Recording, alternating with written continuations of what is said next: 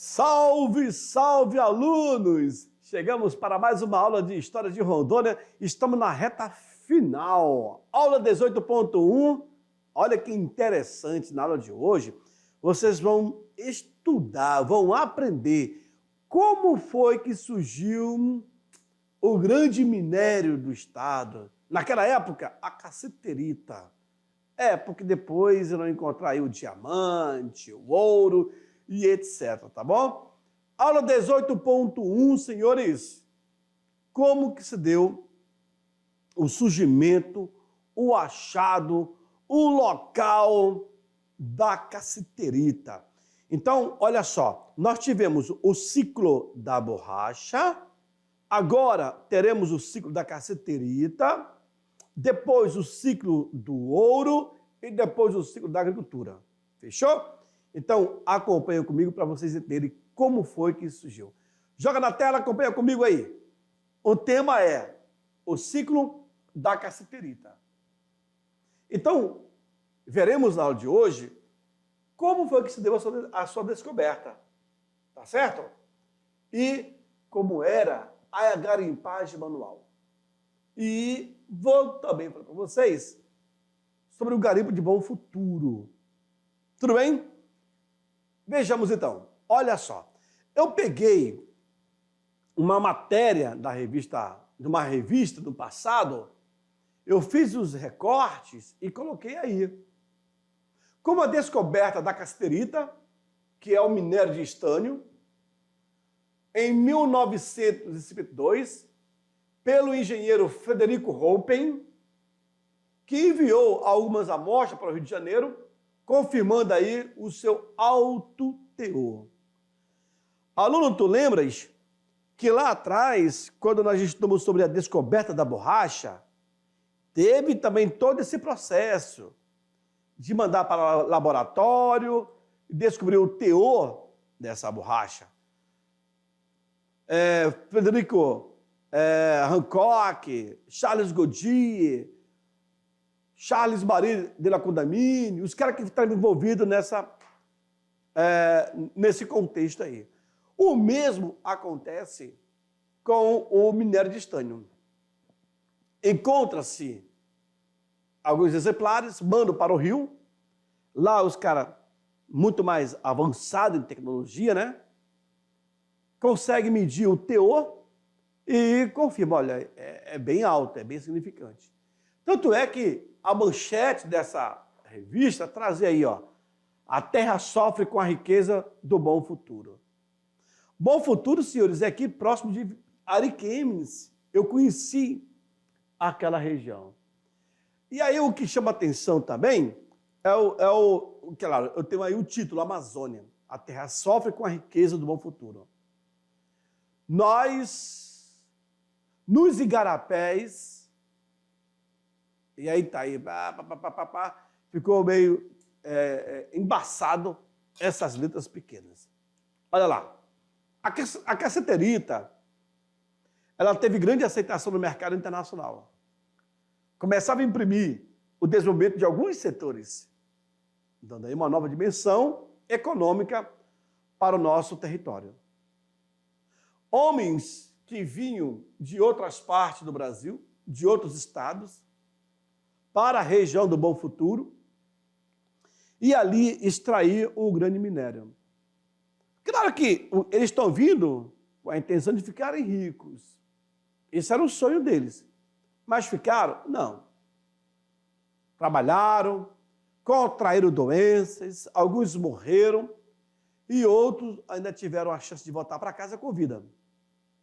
Outros ficaram por ali mesmo, montaram uma taberna, que era uma lojinha, um bar, um boteco, e vai viver. Então, a cassiterita que estava impregnada na rocha, tinha todo esse trabalho de soltar, e depois o trabalho de garimpagem mesmo, né? Na década de 70, a região passou a receber um grande contingente populacional, em consequência da exploração do minério. Então, esse daí é a cassiterita. É um pedaço. Você vai encontrar uma rocha bem maior. E um detalhe, hein? Um pedacinho dessa rocha, ela é muito pesada. Para quem conhece a cassiterita, vai perceber que uma pedrinha, 1 quilo, então, nossa, pesa significativamente. Tá certo? O Brasil, ele tinha necessidade do minério para atender às indústrias. E Rondônia surgiu como principal fonte produtora. O Brasil já tinha isso. Como que vamos conseguir esse minério? E, de repente, vocês vão ver aonde foi descoberto. O estânio, que é proveniente da cassiterita, mineral abundante do Brasil, está associado à produção de chapas de aço e ligas metálicas, muito utilizada na fabricação de latas de alimentos e bebidas. E aí eu coloquei nessa imagem, para vocês, alguns exemplos. Por exemplo, a lata de Coca-Cola, que vocês tomam o líquido da Coca-Cola, mas aquele recipiente, ele é feito de estânio. A lata de cerveja, também. Vários produtos que contêm o alumínio têm um estânio. Agora, se existe a química que você acaba não agredindo o homem em si, né? Não contaminando-se o homem, mas o meio ambiente sim. E um detalhe, para a confecção de uma lata dessa daí, uma lata de sardinha, que já é um material especial, com o tempo você vai ver que ela vai enferrujar. Para o meio ambiente, ela vai agredir. Hoje as pessoas estão reciclando esse material. Por exemplo, a latinha de Coca-Cola, ela tem uma composição de várias químicas aí, certo? Só que, reciclando, eu vou lavar esse material, volta para a fábrica, e tudo isso aí é reciclado. A matéria-prima em si é reciclada. A pintura vai ser outra. Por isso que vocês observam pelas ruas as pessoas catando latinhas, né? Latinhas, cobre, alumínio, ferro. Hoje tudo isso é reciclado. Você consegue trazer de volta. Tá bom? Em algumas cidades brasileiras já tem a seleção, a divisão seletiva dos lixos. O que é um lixo orgânico e o que é um lixo seletivo. Curitiba tem isso. Por exemplo, segunda, quarta e sexta passa o carro do lixo orgânico. Terça e quinta passa o carro do lixo reciclável. E é tudo separado. Primeiro mundo, senhores. Eu estive lá em Curitiba agora, essas últimas férias, e eu percebi quanto o povo é educado ali. Não se mistura vidro, plástico, orgânico com outros lixos. É tudo separado. O carro de lixo ser reciclado, você precisa ver. É incrível. Tem situações que chegam 2 carros, um para reciclado e outro para o lixo orgânico. Mas me surpreendeu. Santa Catarina é a mesma situação. Tem também esse tipo de divisão seletiva, né? Tá bom? E tudo isso vem da onde? Do estânio, que é a cassiterita. Mesmo sendo explorada de forma rudimentar, ou seja, arcaica, a cassiterita respondia por mais de 50% da produção do nosso país. O grande centro produtor de Rondônia foi o garimpo do Bom Futuro, situado ali em Ariquemes. Você, aluno, que é aí de Ariquemes, ou região próxima, sabe o que eu estou falando. Hoje nós temos uma empresa que opera aí, essa região, retirando o estânio, retirando a cassiterita. Na década de 50, foi descoberta os primeiros aluviões. Foi a descoberta dos primeiros aluviões. primeiros achados, os primeiros vestígios da cassiterita. Em 1955, olha aí, o senhor Joaquim Rocha, é ele que vai encontrar a cassiterita lá no Rio Machadinho, afluente do Rio Machado, de Paraná. Lembram?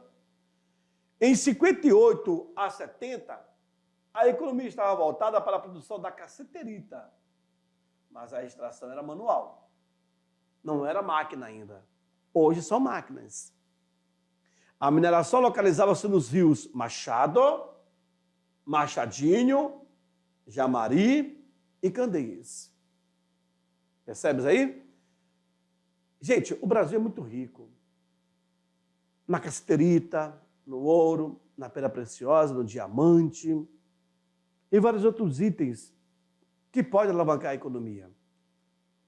Primeiro período do ciclo da cassiterita.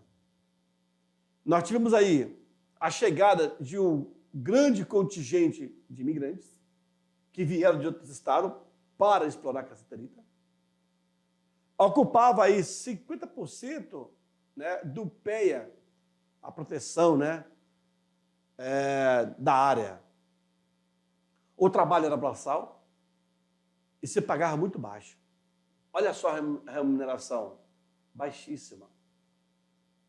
Por outro lado, aonde se estabeleceu a produção, a extração da cassiterita, fortaleceu o comércio. Cara, é incrível. O comércio ele vai estar em todo e qualquer canto. Seja na área de garimpo no rio, garimpo nos barrancos, em qualquer canto. Em 62, a extração chegava a 50% da produção nacional. Isso eu estou falando de Rondônia, tá? Rondônia conseguia produzir 50% da produção do Brasil. Olha só o quanto o nosso estado se destacou. E quantas pessoas vinham para cá com o intuito de ter trabalho e possuir uma vida digna. Pelo menos isso. Conseguiram? Com certeza. Olha lá. A descoberta do minério atraiu milhares de imigrantes vindo principalmente do Nordeste, constituindo-se de uma mão de obra numerosa que vai ser explorada aqui. Então o nordestino, ele sempre teve esse sonho, cara, de sair daquela região e ir para uma região mais promissora. Tentar a vida, ganhar a vida. E Rondônia, a Amazônia em si, era um cartão postal que despertava interesse para os nordestinos. Vocês viram isso lá atrás, na época da borracha. Na década de 30, 40, 50 agora cassiterita. Torna chegar mais nordestino aqui. Trabalhando arduamente, sol a sol, querendo ter um mínimo de dignidade. Vejam, olha só a manchete estampada na revista. Amazônia, as pedrinhas pretas da fortuna. O trabalho que os mineradores tinham de retirar a cassiterita do solo era totalmente manual e de forma bem rudimentar. Cara, então a pessoa tinha que ter habilidades. Saber como trabalhar. Se o cara não fosse assim bruto para mexer com rocha, ele não venceria. Ele não venceria. Por que eu falo isso? Por que eu falo isso? Por causa de quê? Por causa de quê? Não entenda. Tem que ter foco. Não tem essa de trabalhar na sombra, água gelada. Não. Era um trabalho braçal. Um trabalho braçal hoje, por exemplo, você fazer massa. Massa de cimento com pedra brita. Pelo amor de Deus. Se você não tiver a técnica de como puxar, no dia seguinte está todo quebrado. Todo quebrado. Uma pessoa que não é acostumada com isso, a mão fica com calo, as costas ficam todas desmentidas, o corpo dele treme todo, febre, ele adoece. Quem não tem. Agora, assim, eu respeito muito o cara que tem essa garra. Agora, um detalhe, tá? É a idade, é a vitalidade. Depois que o cara passa dos 40, já não tem o mesmo corpo da juventude. Já não tem. Eu tiro isso por mim. Você já não é mais. Só que o teu subconsciente, você acha que tu tens. Aí é quando você vai querer pegar um peso não correto, aí desmente a costa. Nossa! Aí dá bico de papagaio. Desvio de coluna. Meu irmão. Às vezes quando você está dormindo, dá cãibra. E, rapaz. Isso quando passa dos 40, imagina 50, 60, 70. É por isso que a alimentação saudável ela é muito importante. E o cara, assim, para viver com o serviço braçal, bruto, de fazer massa, de levantar andame, subir andame, rebocar. Rapaz, eu conheço pessoas jovens que já não aguentam mais. Imagina o teu pai aí, aluno, mexendo com gado, teu pai que é auxiliar de serviços gerais, o teu pai que mexe com cimento, né, que é pedreiro. Cara, meu, tem que dar muito valor, ó. Muito valor. É por isso que tem que estudar. Senão, a coisa piora. Certo? Olha lá. Todos alegres, né?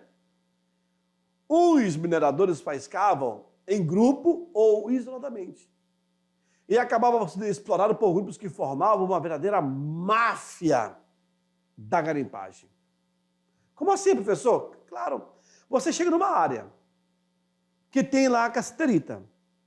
Alguém que tem grupos armados chega lá e impõe a vontade. Olha, a partir de hoje, essa terra aqui é minha. Não, essa terra aqui é minha, acabou. Se quiser continuar nela, vai ter que trabalhar para mim. E vai ter que pagar pelo uso. Porque o cara armado, tem 2, 3, 4, 10 capangas, quem vai bater de frente? Para você não ir embora, o único jeito é você se submeter. Aí, nesse caso, eles estão comprando uma lembrancinha, né? Talvez esses até morreram, esses jovens aí. Ou talvez não. Mas tem aí um legado, né? Os mineradores eram submetidos a duras condições de vida e remuneração extremamente baixa. O salário era muito baixo, era muito pouco. O minério garimpado era vendido na boca do garimpo para os grupos de garimpeiros que detinham o controle da região. Olha a máfia. Ou seja, o cara que está ali garimpando, ele não tem essa possibilidade de sair e vender em outros cantos.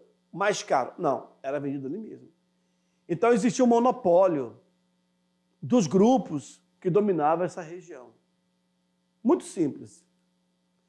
Em 1969, foi criado o DNPM, que é o Departamento Nacional de Proteção Mineral, para controlar a exploração nacional da cassiterita. Ou seja, o governo agora já quer meter a mão no trabalho. Quem explorar vai ter que pagar o imposto para o governo. E aí, claro, empresas irão ser criadas, vão pedir autorização e vão pagar o imposto para o governo. E o garimpeiro normal vai perder a terra. Por quê? Ele não vai ter autorização para poder explorar. É muito simples. Houve a criação da província estanífera de Rondônia, Acre, Amazonas e Mato Grosso. Tudo isso para o governo obter o controle. Em 1968, a BR-029 foi consolidada para a BR-364. Tem tudo a ver, porque a BR até então era só um caminho 029, Brasília Acre, Brasília Mato Grosso, Amazonas, até que, em 68, ela passa a ser chamada de 364, em homenagem a 364 quilômetros de linha férrea entre Porto Velho e Guajará-Mirim. Tá certo?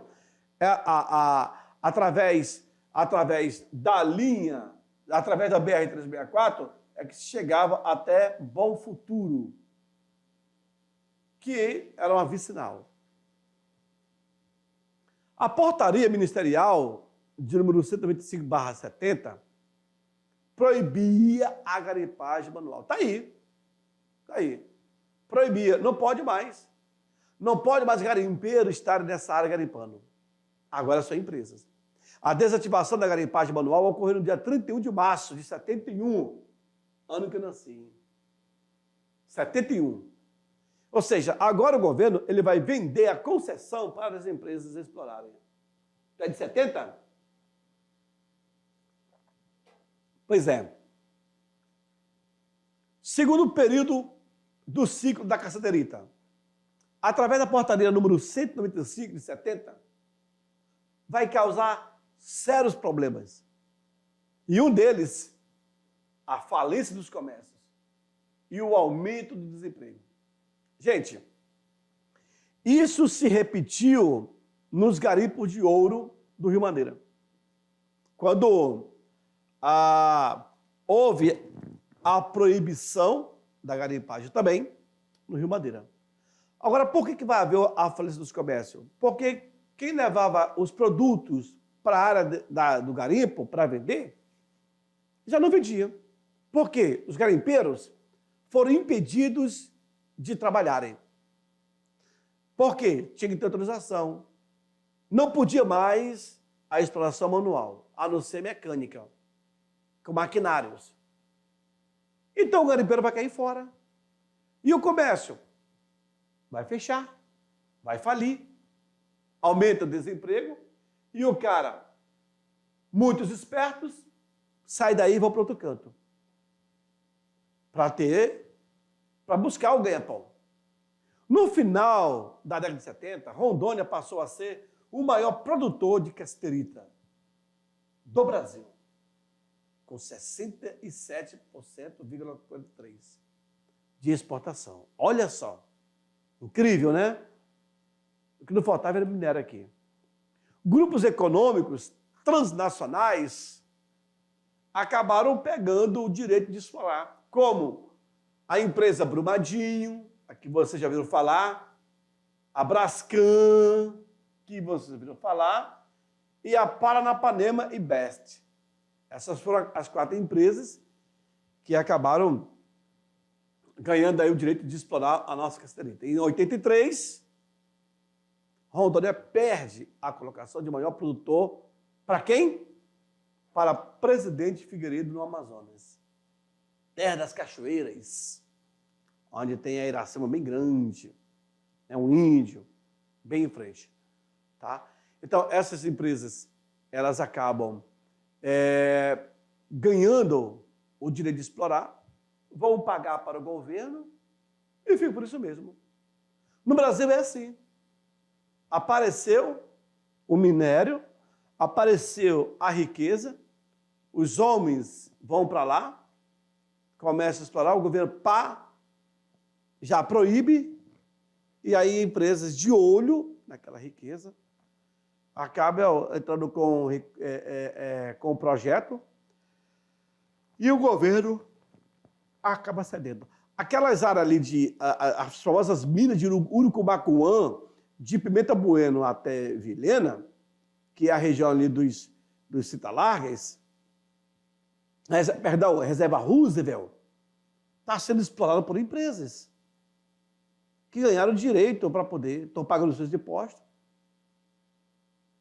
É isso aí que acontece.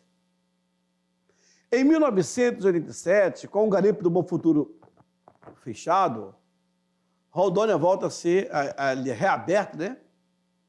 Rondônia volta a ser o maior produtor. Em 87, um tempo desse. Hoje, infelizmente, ou felizmente para o Brasil, é o Amazonas. Em 1990 foi criada a Embessa, Empresa Brasileira de Estânio. Olha aí, Empresa Brasileira de Estânio. Então, serão criadas aí empresas com o intuito de ofertar ao governo a possibilidade da exploração. A cassiterita ela é uma matéria-prima para a produção de estânio. Isso já foi falado lá na frente. Relativamente rara na natureza, certo? Muito utilizada também na indústria. Confere. Os derivados da cassiterita.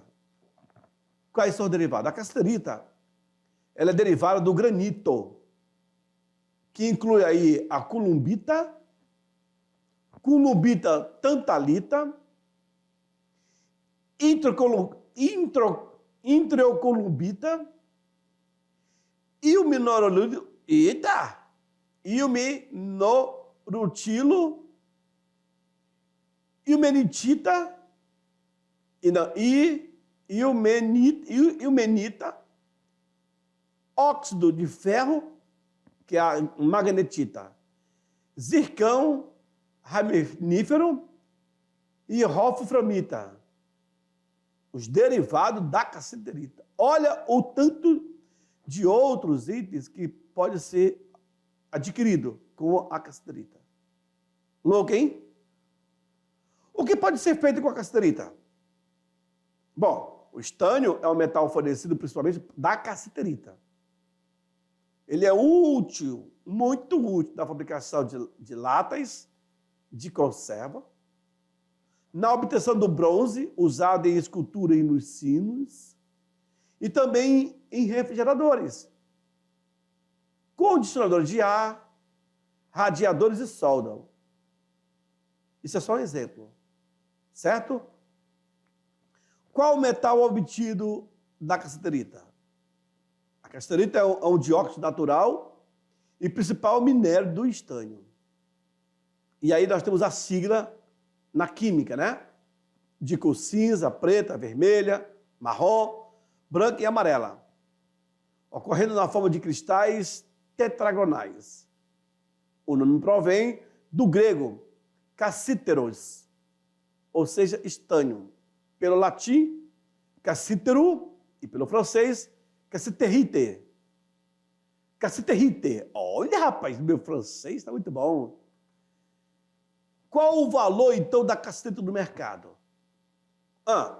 Bom, de acordo, lá no ano de 2011, já faz mais de 10 anos, cada quilo da cassiterita foi vendido no valor de R$18. E seria vendido no mercado negro, em São Paulo, em média aí por R$23. Então, aluno, se você dá um Google agora, valor da cassiterita, dá um Google aí. Dá um Google, pesquisa para nós aí. Valor da cassiterita hoje. Eu vou aguardar, tá, aluno? Valor da cassiterita hoje. Valor da cassiterita hoje. Quando eu pesquisei para essa aula, ela estava em R$56 o quilo. E hoje, está quanto? Cadê? Resultado. Tu já deu aí teu Google, aluno? É nessa média aí mesmo? O mercado negro, senhores, hoje em dólar está 27, R$80. Meu Deus do céu. Hoje, em dólar, está custando $28. Em reais, R$80. Olha aí. Quando eu pesquisei para vocês, estava nesse valor aí, ó. O quilo da cassiterita. É muito dinheiro, gente. Muito mesmo. Mercado negro. De acordo com o Instituto Brasileiro de Mineração, IBRAM, o elevado valor da cassiterita no mercado pode ser um dos fatores que atrai as organizações criminosas. Viu aí? O cara que consegue desviar alguns quilinhos aí vai render. De acordo com a agência MF Rural, Ministério Federal Rural, o preço da cassiterita Ariquemes, em Rondônia, em 2019, era de R$ 34,00 o quilo. Valor atual, R$ 56,00, quando eu pesquisei. Hoje já está em 80. Imagine cada saco desse daqui, ó. Tem quantos quilos? É para ser um saco de 50 quilos, né? Dá dinheiro. Dá dinheiro. O diretor André Reis informou que cada tonelada do minério vale, em média, $25 mil, quase 50 mil. E isso quando eu pesquisei nesse valor aqui de R$56,00. Mas o valor médio da tonelada é $55 mil, ou R$25 mil. É muito dinheiro, é. E aí, para a gente fechar, esse aqui é o choque do garimpo. Aonde o garimpo ele se instala, a vegetação é destruída. Não tem hoje outros meios, eu desconheço, de como você explorar o minério sem agredir a natureza. Não tem. Seja no garimpo, de terra firme, seja na cassiterita, aonde... Somente o tempo, senhores. Somente o tempo para poder recompor a natureza. Foi o que aconteceu com Serra Pelada. Depois de anos de Serra Pelada, a natureza voltou a ser o que era antes. Por isso que o impacto ambiental é muito grande, cara. É muito grande o impacto. Certo? Por quê? O minério, ele se encontra no solo ou no subsolo. Tudo que está no solo e no subsolo pertence ao governo federal. E o governo acaba fazendo o quê? Licitações para que empresas possam explorar o minério, a riqueza. E nesse caso aqui, com certeza, está muito mais valorizado a cassiterita. Aqui são pequenos seixos, né? O cara encontrando. Trabalho árduo, não é qualquer um. O garimpeiro que está ali na tentativa, né? O crescente rendimento das jazidas de cassiterita de Rondônia fez com que o Brasil passasse a importar e exportar estanho. O maior produtor de estanho. Aluno, ok. Chegamos ao final de mais uma aula. Eu espero que vocês tenham gostado, aprendido sobre a cassiterita, a descoberta, quem descobriu, para que serve o seu derivado, e é isso. E eu te aguardo na próxima aula. Tchau, tchau.